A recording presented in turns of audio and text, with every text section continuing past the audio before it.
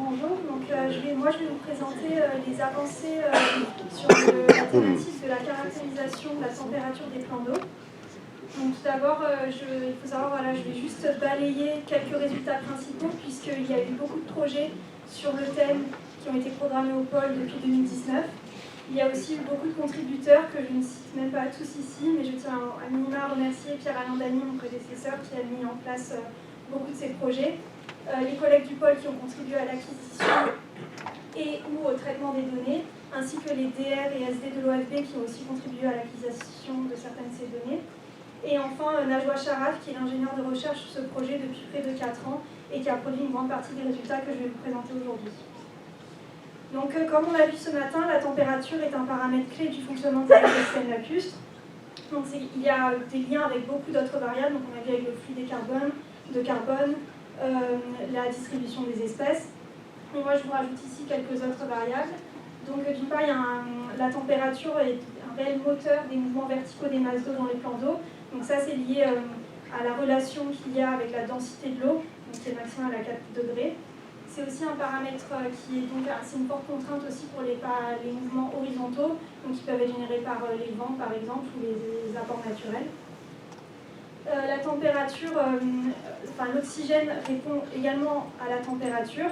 Donc au fur et à mesure que la température augmente, la solubilité d'oxygène diminue. Donc c'est-à-dire qu'à plus forte température, il y a moins d'oxygène dissous dans l'eau et les organismes vont par ailleurs leur métabolisme augmenter, donc leur besoin d'oxygène également. Donc ça peut devenir également une contrainte supplémentaire. Et enfin, comme on l'a vu à l'instant, la température peut être un facteur qui peut contribuer à l'extirpation de certaines espèces et peut aussi en favoriser d'autres, notamment les espèces exotiques envahissantes. Ici, là, vous avez une synthèse qui est souvent réutilisée des moyennes globales de réchauffement à l'échelle globale. Et ce que vous voyez sur le petit encadré en bas à droite, c'est pour la France. En fait, il y a très peu de points qui contribuent à cette étude il y a à peu près 10 ans.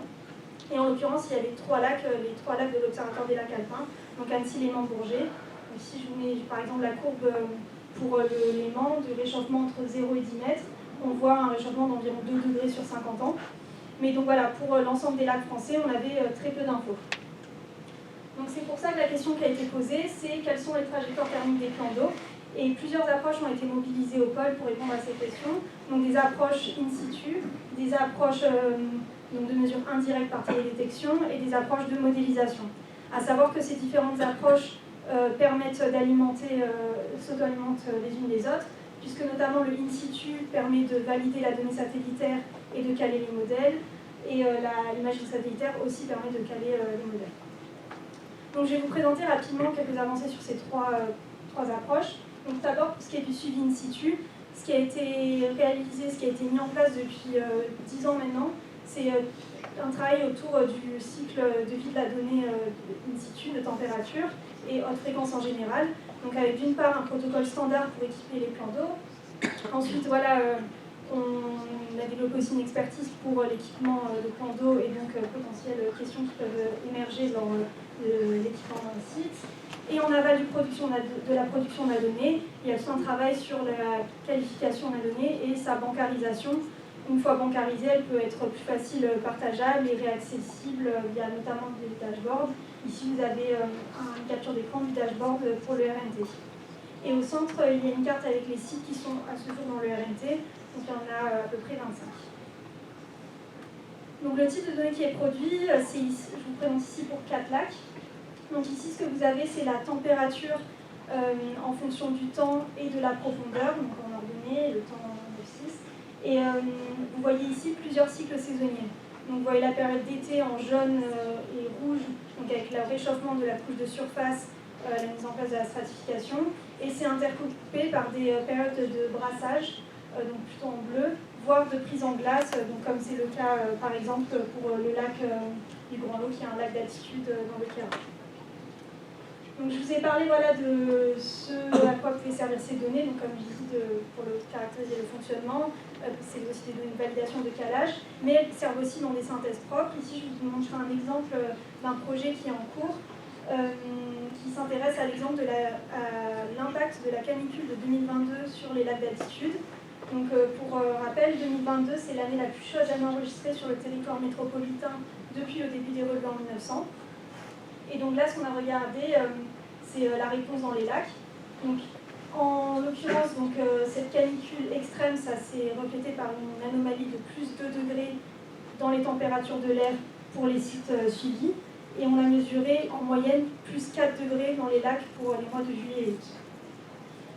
Donc voilà, une anomalie 2 fois supérieure dont les impacts sont très peu connus, mais déjà savoir mettre un chiffre sur ces événements, ça peut nous permettre d'avancer plus de connaissances. Enfin, pour conclure sur la partie RNT, on est aussi bien au courant que ce n'est pas le seul réseau qui suit la température des plans d'eau, et puisque notre objectif c'est d'acquérir une meilleure connaissance des fonctionnements thermiques, on peut aussi finalement utiliser toute donnée qui peut être comparable. Ça, c'est un recensement qui a été effectué en juin de cette année, donc qui n'est vraiment pas exhaustif, mais qui montre déjà qu'il y a vraiment beaucoup d'autres réseaux qui mesurent la température. Et donc en France, et notamment sur des régions sur lesquelles on aurait peut-être moins de données. Et donc c'est intéressant parce que on peut peut-être se dire qu'on pourrait synthétiser cette donnée en commun pour avoir soit une vision nationale plus précise ou aussi réutiliser de la même façon que nous on fait pour caler les modèles, ces données qui sont utilisées pour d'autres projets. Donc la deuxième approche pour caractériser la température, c'est la télédétection. Donc comme on l'a vu hier, ça donne une vision plus spatialisée de la température sur le lac. Ici vous avez le lac de Sainte-Croix et vous voyez des deltas de température d'environ 3 degrés pour ce jour. Par contre, ça ne donne pas d'informations sur la profondeur. Or, sur les lacs les plus profonds, c'est là vraiment qu'on a le gradient de température le plus important. Donc c'est vraiment deux infos qui sont complémentaires. Et puis bon, voilà, il y a plus d'informations qui ont été données hier, donc moi je ne vais pas plus m'étendre. Voilà, vous étiez là. Donc je finis sur la partie modélisation. Donc c'est la dernière approche qui est mise en place. Alors on modélise pour plusieurs raisons. Donc d'une part, c'est lorsqu'on n'a pas de données disponibles dans le temps, ça peut être une façon en fait de compléter cette donnée. C'est particulièrement intéressant lorsqu'on a par contre des données biologiques qui caractérisent donc l'état des lacs et qu'on veut mettre une donnée de forçage en face. Ça permet aussi la modélisation d'étudier les trajectoires futures probables des plans d'eau et aussi de tester l'impact de plusieurs paramètres de forçage comme la transparence, la température des tributaires, changement de mode de gestion, etc. Et donc il y a différentes façons de modéliser et en fait ça c'est juste un gradient en fait, de complexité du modèle le plus précis en 3D au modèle le plus simple en boîte. Et donc là, c'est vraiment un équilibre à trouver entre le nombre de données de calage qu'on est prêt à mettre en entrée, le temps de calcul qu'on peut consacrer et voilà, la complexité générale du modèle et son utilisation à plus large échelle. Et donc, je vais vous parler brièvement de la plateforme à la mode qui a été développée au Pôle État, donc à la mode pour Lake Modelization. Et ce que vous voyez ici, c'est d'une part des bases de données liées à la partie modélisation aux données d'entrée et de sortie, qui sont liées à des bases de données externes, donc les paramètres qui servent au calage des modèles, comme les caractéristiques des lacs, mais aussi les données de forçage, notamment météorologiques. Ensuite, à ce jour, il y a 2 modèles qui sont implémentés dans la plateforme. Il faut voir avec différentes capacités et potentiels. Donc on a OKP qui est un modèle en boîte, donc c'est les modèles les plus simples mais qui sont assez facilement extrapolables, et GLM qui est un modèle utilisé globalement par la communauté modélisation, qui est un modèle 1D, donc un peu plus précis. Et enfin, ce qui est incorporé aussi dans cette plateforme, c'est tout ce qui est calcul d'incertitude. Donc ce qui est important lorsqu'on modélise, parce qu'on a forcément un peu des incertitudes, ça permet de donner une confiance à la prédiction. Et aussi, il y a des calculs d'indicateurs qui sont implémentés dans la plateforme. Et juste pour la partie incertitude, je fais un zoom sur l'intérêt ici d'avoir des données in situ pour réduire les incertitudes justement qu'on peut avoir sur les simulations. Ici, sur ce graphe, vous avez les incertitudes produites sur les modélisations en fonction de la profondeur des plans d'eau. Donc un point, c'est un plan d'eau. Et ce qu'on voit pour les points bleus et jaunes, c'est que lorsqu'on n'a pas de données de calibration disponibles, on a des incertitudes assez fortes, donc de plus 4,5 degrés, et même qui augmentent avec la profondeur. Par contre, avec les données de calibration disponibles, donc les points verts et violets, on descend en incertitude à moins de 2 degrés, donc c'est là où c'est vraiment intéressant d'avoir des données pour caler les modèles. Enfin, pour finir, je vais vous parler de quelques résultats généraux de modélisation. Donc, il y a, disons, 3 grands projets qui ont été conduits, donc, qui se servent voilà, de différents des 2 modèles voilà, qu'on utilise sur différents nombres de lacs, et qui sont à différents stades de complétion. Donc, le premier, c'est cette production de cette chronique de 60 ans pour 401 plans d'eau français. Donc c'est à l'aide du modèle OKP. Donc ça nous permet notamment de faire du calcul d'indicateurs. Donc il y a un indicateur qui a été produit pour l'Observatoire national de la biodiversité, donc il met en évidence un réchauffement de plus 0,019 degrés par décennie en moyenne. Et après, il y a aussi toute l'utilisation des données par les collègues, ce que vient de nous présenter par exemple Arnaud, les travaux de Camille, ils se servent directement de ces données pour leurs travaux.